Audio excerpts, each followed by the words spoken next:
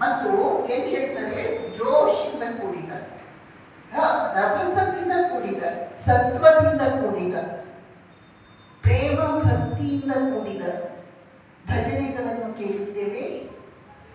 ಭಜನೆಯ ಮೂಲಕ ನಮ್ಮ ಮನಸ್ಸು ಎಲ್ಲಿಗೆ ಹೋಗಿದೆ ಅನ್ನೋದನ್ನು ನಾವೇ ಪರೀಕ್ಷಿಸಿ ಹೋಗಿ ಬಿದ್ದಿದೆಯಾ, ಅದು ನಮ್ಮ ಭಕ್ತಿ ಶ್ರದ್ಧೆಗೆ ಸೇರಿದಂತಹ ಪ್ರಶ್ನೆ.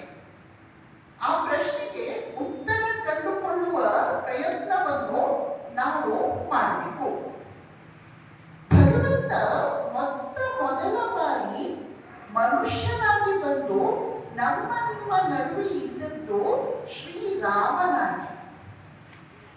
ಹಿಂದೆ ಅವನು ಮತ್ಸ್ಯ ರಾಮ ರಾಮ ರಾಮೇತಿ ರಮೇ ರಾಮೇ ಮನೋರಮೆ ಸಹಸ್ರನಾಮ ತತ್ತುಲ್ಯಂ ರಾಮನಾಮ ವರಾನನೆ. ಸಹಸ್ರನಾಮವನ್ನು ಹೇಳುವುದಕ್ಕಿಂತ ರಾಮ ರಾಮ ರಾಮ ರಾಮ ಅಂತ ಹೇಳಿದ್ರೆ ಅದೇ ಸರ್ವಶ್ರೇಷ್ಠವಾದದ್ದು. ಭಗವಂತ ನಮಗೆ ಎಷ್ಟು ಸುಲಭ ಮಾರ್ಗವನ್ನು ತೋರಿಸಿಕೊಡ್ತಾನೆ. ಆದರೂ ನಾವು ಕಡು ಸೋಮಾರಿಗಳು, ಹೋಗಲ್ಲ ಭಗವಂತನ. ಕಲಿಯುಗದಲ್ಲಿ ಪಾಪ ಭಾರ ನಮ್ಮೆಲ್ಲರ ತಲೆಯ ಮೇಲಿದೆ. ಆದರೆ ಕಲಿಯುಗದ ಒಂದೇ ಒಂದು ದೊಡ್ಡ ಲಾಭ ಏನು ಅಂದ್ರೆ, ಕಲಿಯುಗದಲ್ಲಿ ಯಾವ ಯಾಗ ಯಜ್ಞಾದಿಗಳು ಬೇಡ.